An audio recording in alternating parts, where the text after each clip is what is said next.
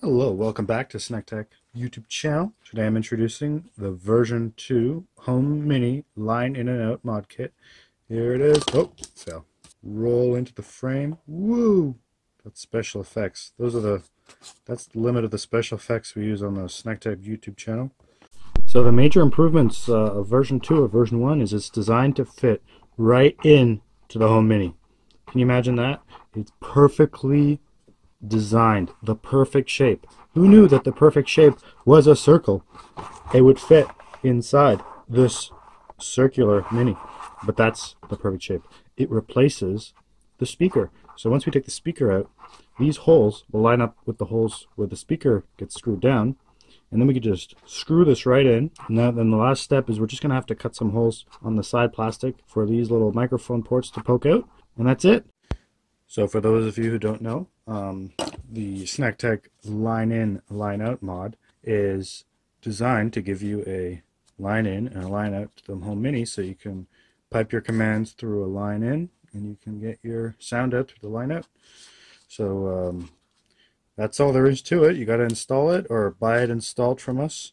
How this works is you got to remove the microphones in the Google Home Mini, and you wire up these leads to the microphone, and this chip here, it's running our proprietary algorithm, which converts the audio coming in into a digital PDM stream that the microphones can know what to do with. And then the line out is very simple. It's just a voltage divider, and connects to the speaker.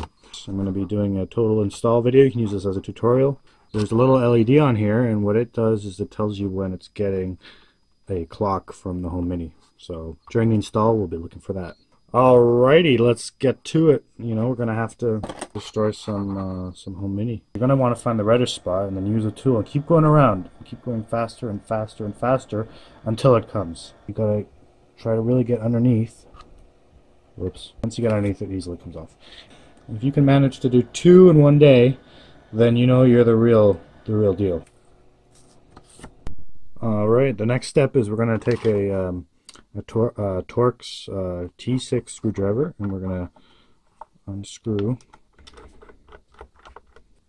Don't forget to lose the screws, because that's one of the most important aspects of modding Home Minis is you don't want to have all the screws back in. I'd recommend losing 1 or 2 of these just to give that DIY effect. Gently take off. And the ribbon cable's over here, so you gotta lift it like this. And the T8 screwdriver, and we're gonna connect this speaker connector. And we're gonna just let this come off. Pry up. Once we get it out, we can. The main thing we are going to be looking at is removing these 2 microphones. What we're going to do is set the hot air to the highest setting, and we're just going to blast these mics, and then with a screwdriver or tweezers, we're just going to slide them off. Okay, I brought in the vise to help me out. Try to blast the air away from the rest of the board so that you don't cause any damage. It doesn't take a lot of force to move it if it's loose. Okay, you can see it's loose now, so I can just slide it off.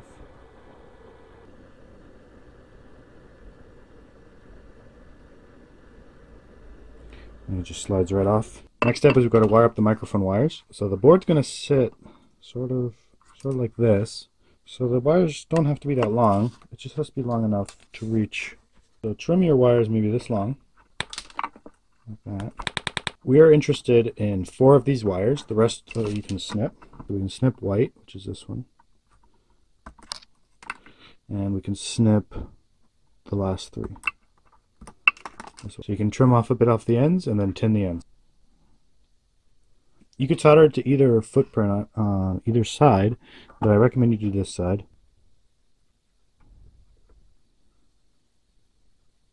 It's not beautiful, but the joints are good.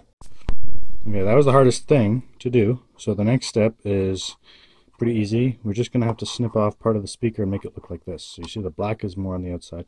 And you just snip off maybe about halfway. It really doesn't. Just like that. And we're going to use this and attach it to the mod in that hole. Right,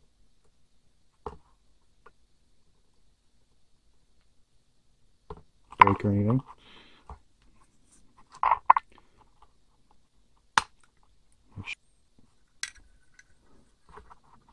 Line it up.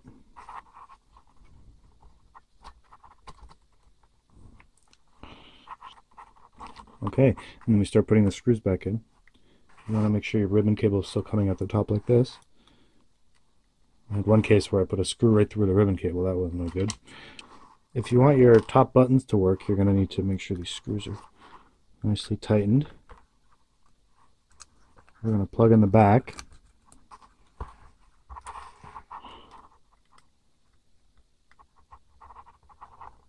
Like that. And then bring it down onto the screw holes. Alright, I got my 2 units ready to put the screws back in, but there is one problem. These screws are now slightly too long because the speaker is a little thicker than the PC board. So, how do I make it focus on this screw? There you go. So, so we're going to have to shorten these screws. There's different ways. You can put in a vise and grind down the top, or you can use wire cutters. Often come with screw cutters. I think this one is for a bigger screw, but it'll probably work. Oh, I need to let it rip, and then you've got a shortened bolt.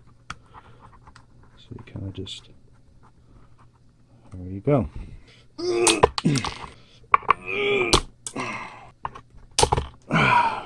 There we go. All 4 screws are back in. Only thing left to do is to put the cover back on. But we need to cut some slots for those plugs. So how I do it is line up the ribbon cable with the port.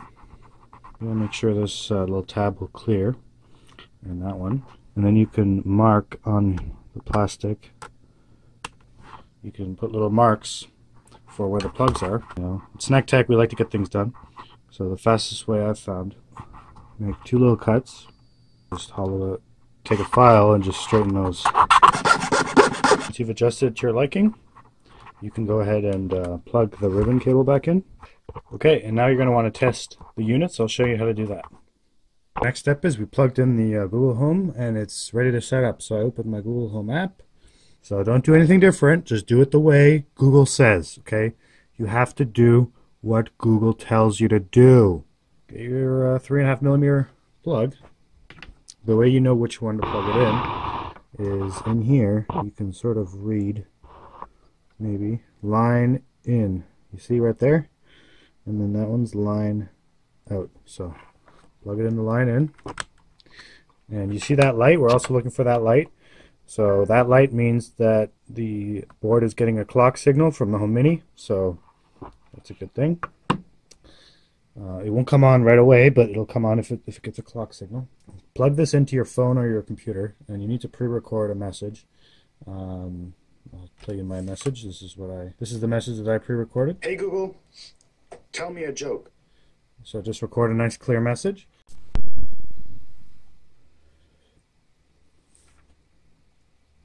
To test the audio out, you're going to want to plug in a set of headphones.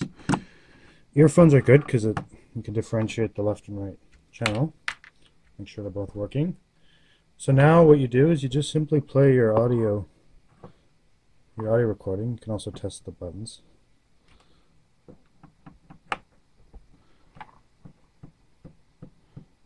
Try a lower volume first, maybe 20 to 30%. So as you can see, it was able to recognize the sound. If the sound is too loud, what happens is that it clips the input and it gets very distorted and makes it impossible for Google to understand you. So I'm going to play it again and check with my headphones.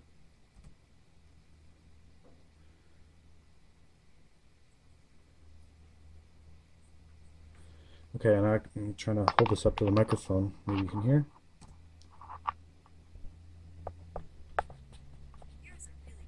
Now that it's tested, you're going to want to do the final step, You can unplug everything. Do the final step, and that is to glue this shell back in place. Now, before it was attached to the speaker, but that is no more. So we're going to have to glue it back in place, and I'll show you how to do that. We're going to use some epoxy. It's going to be fun. It's going to be great. We love epoxy around here. We always use a little bit. So stay tuned. All right, I'm going to show you how to attach the bottom half again without using the screws. I'm going to open up a package of my favorite epoxy. Oh yeah. Just got to mix it good. Make sure to mix it thoroughly. You know what we say on this channel. You want it to look nice after.